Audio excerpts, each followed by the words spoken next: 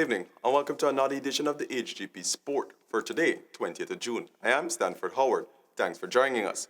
Making the cast this evening in golf, Winesell and Massey's Distribution set to tee off their premium golf tournament on Saturday at the Lusignan Golf Course. Here is that story. The environment of the Lusignan Golf Club will be transformed into much more than just golfing this weekend, with the invasion of wine cellar, and we'll see Massey's Distribution offering a celebration of premium wines, cheese, and fine dining to complement the championship golf tournament at the Lusignan Golf Club. CEO of Wine Cellar, Ms. Marcia Nadir Sharma, in a press brief on Thursday, said Wine Cellar has several premium wines and is very cognizant of golf being a premium sport.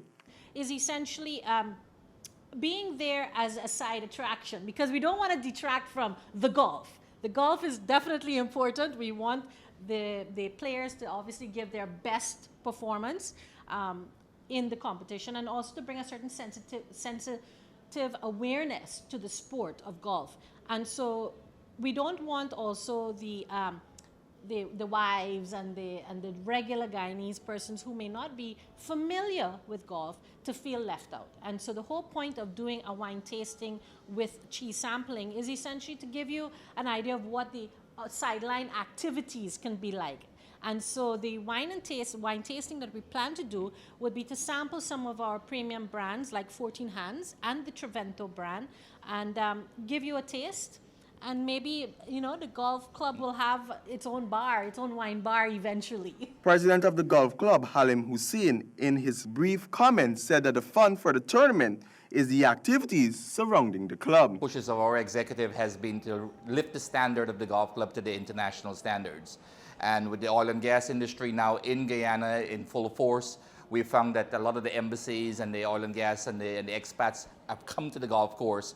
And this is our partnership with the Wine Cellar, with Massey Distribution, with Movie Town, to make sure that we can offer them the standards and the qualities that they're accustomed to in other countries. And tee-off time for Saturday's tournament is from 9 a.m. until 12:30 p.m., allowing for those who would golf early and so enjoy the wine-based side attractions sooner. Wine Cellar and Massey's Distribution presentation would be available from 2 p.m. until.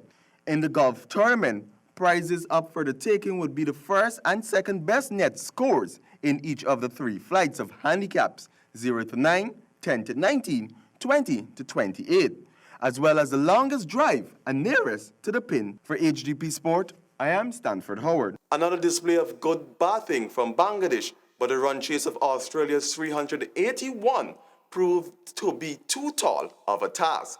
Here are the details from Jaden Samuels.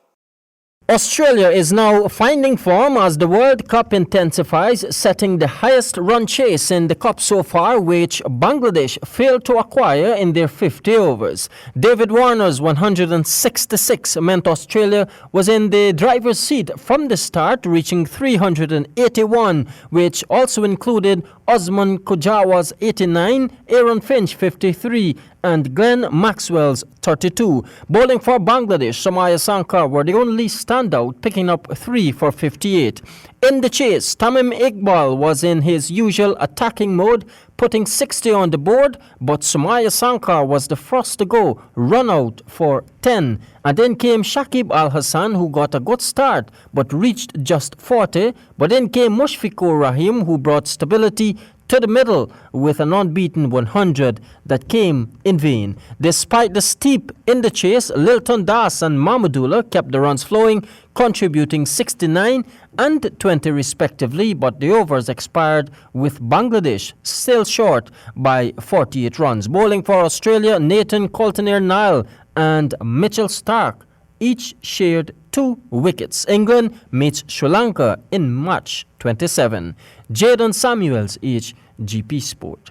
Still in cricket news, in local schools win ball championship trophy, St. Anne's Primary are the new champions after dethroning Clonbrook Primary.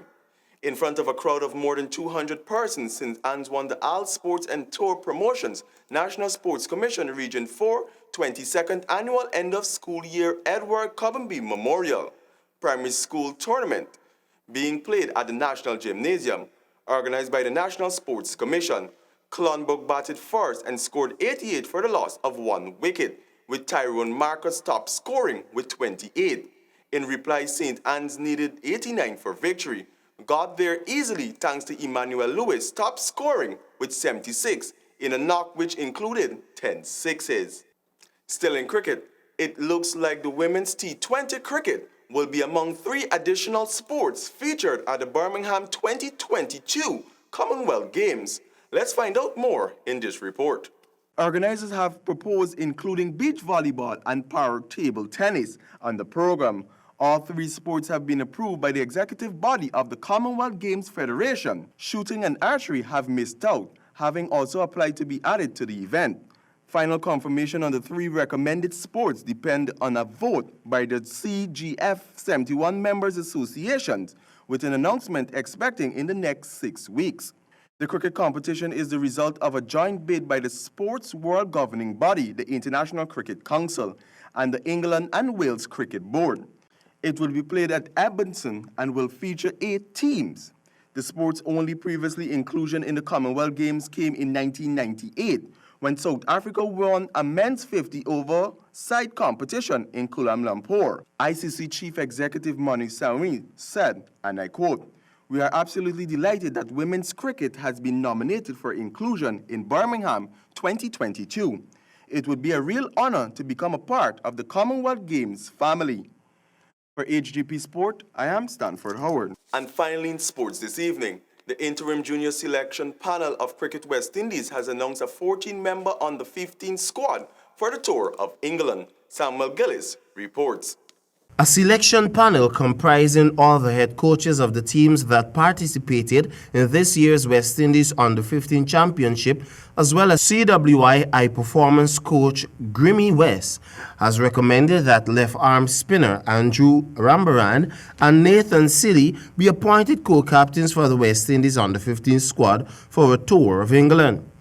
The panel has identified Nathan and Andrew as 2 potential leaders that they should be given the opportunity to share the capacity during the period of the tour, said West. When one is captain, the other will be vice-captain. Both young men have led their respective sides during the recent West Indies Under-15 Championship and were impressive. According to West, this tour gives these players a great opportunity and experience as a squad to develop their skills in different cricket conditions, but also to develop their teamwork and build camaraderie with new teammates. The squad will play a series of matches against local opposition on the trip, culminating in a match against England's Barmy Army Under-15 Colts on August the 18th. For HGP Sport, I am Samuel Gillis.